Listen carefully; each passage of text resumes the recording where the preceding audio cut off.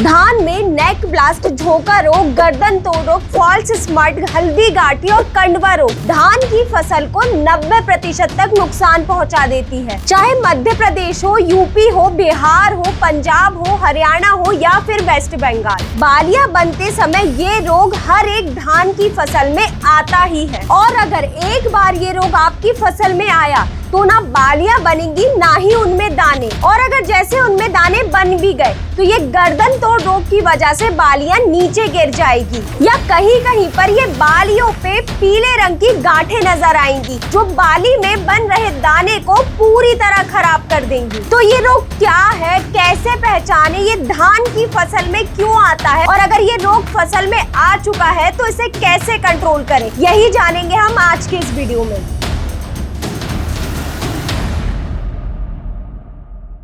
नमस्कार किसान भाई, स्वागत है आपका कात्यायनी ऑर्गेनिक्स के यूट्यूब चैनल में। तो चलिए बिना देरी करे वीडियो को शुरू करते हैं। धान में गर्दन तोड़ रोग, हल्दी रोग को कंट्रोल करने से पहले इन दोनों रोग को समझना जरूरी है। तो हम सबसे पहले एक एक करके इन दोनों रोग को समझेंगे और फिर जानेंगे इनको कंट्रोल करने के तरीके के बारे में। तो सबसे पहले जानते हैं गर्दन तोड़ रोग के बारे में, जिसे इंग्लिश में नेक ब्लास्ट भी कहा जाता है। ये रोग फफूंद द्वारा धान की फसल को नुकसान पहुँचाता है और ये फंगस बहुत ही तेजी से धान की फसल में फैलती है। लेकिन अब सवाल ये है कि ये फंगस फसल पर हमला क्यों करती है, इसे ऐसा कौन सा मौका मिलता है कि ये फसल को इतना ज्यादा नुकसान पहुंचा देती है। सबसे पहला कारण है मौसम में बदलाव, यानी कि लगातार बारिश होने की वजह से वातावरण में नमी बनी रहती है और बादल छाए रहते हैं इस टाइम पर, और वहीं दिन में हल्की गर्मी और उमस और रात के समय पर ठंडी वाला मौसम ये फंगस के आने के लिए एकदम जन्नत के समान है। दूसरा कारण है यूरिया खाद का अंधाधुंध इस्तेमाल करना। किसान भाइयों, हम पौधे की अच्छी ग्रोथ के लिए यूरिया डाल, लेकिन ज्यादा यूरिया डालने से पौधे की पत्तियों में जरूरत से ज्यादा हरापन आ जाता है और पत्तियां मुलायम हो जाती हैं और इसी वजह से पौधे पर इन फंगस के हमले करने के चांसेस और भी कई गुना ज्यादा बढ़ जाते हैं। तीसरा कारण है पौधे के अंदर पोटाश की कमी। अगर पौधे में पोटाश की कमी होगी तो पौधे की रोग प्रतिरोधक क्षमता बहुत कम हो जाएगी, जिस वजह से पौधे में तमाम प्रकार के रोगों का हमला बहुत ही ज्यादा बढ़ जाएगा। किसान भाइयों, ये गर्दन तोड़ रोग सीधे बाली की गर्दन पर हमला नहीं करता, ये फसल को 3 स्टेजेस में नुकसान पहुंचाता है। अगर आपने इसकी पहली ही स्टेज को पहचान लिया और उसी को कंट्रोल कर लिया तो 100% आगे चलकर आपकी फसल में ये नेक ब्लास्ट की समस्या आएगी ही नहीं। तो पहली स्टेज इसकी होती है लीफ ब्लास्ट, यानी पत्तियों का झोंका रोग, जो कि रोपाई के 20 से 25 दिन बाद ही दिखाई देना शुरू हो जाता है। इसकी वजह से पत्तियों पर छोटे छोटे भूरे रंग के धब्बे बनते हैं और बाद में ये धीरे धीरे करके धब्बे बड़े हो जाते हैं और बीच में से राख जैसे भूरे रंग के दिखाई देते हैं और इन धब्बे के किनारे हल्के भूरे या फिर कत्थई रंग के दिखाई देते हैं। और अगर इन धब्बों को आप ध्यान से देखेंगे तो आपको ये नाव के आकार या फिर आंख जैसे आकार में दिखाई देंगे। इसके बाद आती है दूसरी स्टेज, यानी कि नोडल ब्लास्ट। इसे आप ऐसा समझ सकते हैं कि जब रोपाई के बाद पौधा बढ़ने लग जाता है और उसमें गांठें बनना शुरू हो जाती हैं, तो इस रोग की वजह से ये जो गांठें रहती हैं काले रंग में बदल जाती हैं और सड़ने लगती है और पौधा वहीं से टूट कर गिरना चालू हो जाता है।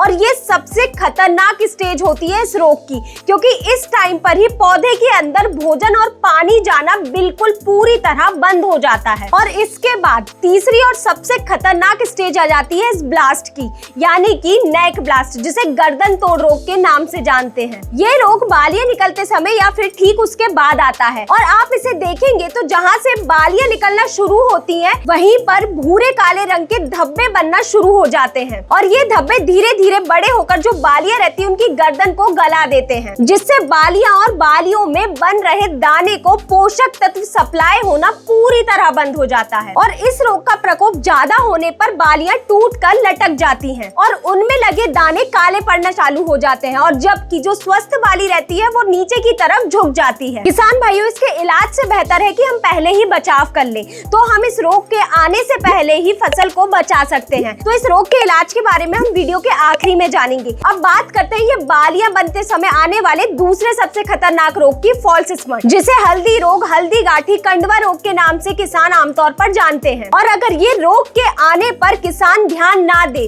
तो ये 8 से 10 दिन में ही लगभग 90% तक की धान की फसल को नुकसान पहुंचा सकता है, क्योंकि ये पूरे खेत में इस रोग को बहुत ही तेजी से फैला देता है। ये रोग मेनली जब बालियां बनना शुरू होती है तब आता है, या फिर बालियों में जो फूल बनना चालू हो जाते हैं ये तब देखने को मिलता है, क्योंकि इस टाइम पर दाने का मुंह खुला रहता है पॉलिनेशन के लिए, और ठीक इसी समय ये फंगल स्पोर दाने के अंदर चला जाता है, जिससे बालियों में दाने की बजाय ये हल्दी जैसे रंग की फंगस लगना चालू हो जाती है और आगे चलकर ये हल्दी गांठी रोग के रूप में नजर आती है। और जब ये बीमारी धान के खेत में 1 या 2 पौधे में आ जाती है तो हवा या फिर बारिश होने की वजह से ये रोग पूरे खेत में फैल जाता है, और जिस वजह से हमें बाली में जो दाने बन रहे होते हैं वो पूरी तरह खराब होते हुए नजर आते हैं। और इस गवोट अवस्था पर इन दोनों रोग को कंट्रोल नहीं किया तो पैदावार में भारी नुकसान होना तो 100% तय है। तो किसान भाइयों, अभी तक हमने जाना कि ये गर्दन तोड़ रोग और ये फॉल्स स्मट रोग क्या है, ये क्यों आते हैं फसल में और ये किस तरह से नुकसान करते हैं धान की फसल को। अब बात करते हैं इन दोनों रोगों को कैसे कंट्रोल करें। अगर आप किसी दुकानदार के पास जाएंगे और उससे अगर इन दोनों रोग के लिए दवाइयां मांगेंगे तो वो 2 अलग-अलग दवाइयां दे देगा, लेकिन असल में आपको इन दोनों रोग को कंट्रोल करने के लिए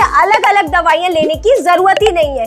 ये एक ही फफूंदनाशक से आप ये दोनों रोग को कंट्रोल कर सकते हैं। तो कौन सी है वो फफूंदनाशक हम आगे जानेंगे, लेकिन किसान भाइयों, हम हर दिन आपके लिए हर एक फसल में लगने वाले कीट रोग या फिर कोई अन्य बीमारी के बारे में वीडियो लाते हैं। अगर आप तक ये वीडियो सही समय पर पहुंचे तो नीचे डिस्क्रिप्शन में दिए गए लिंक पर क्लिक करके आप हमारे व्हाट्सएप चैनल में जुड़ सकते हैं। तो ये दोनों रोग को कंट्रोल करने के लिए मैं आपको 3 फफूंदनाशक बताऊंगी। आप इनमें से किसी एक फफूंदनाशक का उपयोग कर सकते हैं। ये तीनों ही धान की फसल में आने वाले गर्दन तोड़ रोग और हल्दी गांठ रोग दोनों पे बहुत ही प्रभावी है। तो बात करें सबसे पहले फफूंदनाशक की, जो कि है एजोजोल, जिसमें एजॉक्सिस्ट्रोबिन 18.2% प्लस डाइफेनाकनोजोल 11.4%, जो कि एससी फॉर्म में आता है। ये एक ब्रॉड स्पेक्ट्रम फंगिसाइड है जो कि धान की फसल में आने वाले कई प्रकार के फफूंद जनित रोग को बहुत ही प्रभावी रूप से कंट्रोल करता है। ये पौधे में मौजूद फंगल स्पोर को अंकुरित होने से पहले ही रोक देता है, और जो फंगल स्पोर पौधे पे ऑलरेडी मौजूद है उन्हें भी ये 100% कंट्रोल करता है। और ट्रांसलेमिनार एक्शन होने की वजह से ये पौधे के हर एक भाग तक अच्छी तरह फैलता है। और इसके डोज की बात करें तो आप इसे 200 ml प्रति एकड़ के हिसाब से उपयोग में ले सकते हैं। दूसरे फफूंदनाशक की बात करें तो कात्यायनी प्लांटिवो, इसमें है टेबिकोनाजोल 50% प्लस ट्राइफ्लॉक्सीस्ट्रोबिन 25%, जो कि WG फॉर्म में आता है, यानी कि वेटेबल ग्रेन्यूल्स। इस टेक्निकल की सबसे खास बात यह है कि ये फसल में आने वाले गर्दन तोड़ रोग को बहुत ही प्रभावी रूप से कंट्रोल करता है,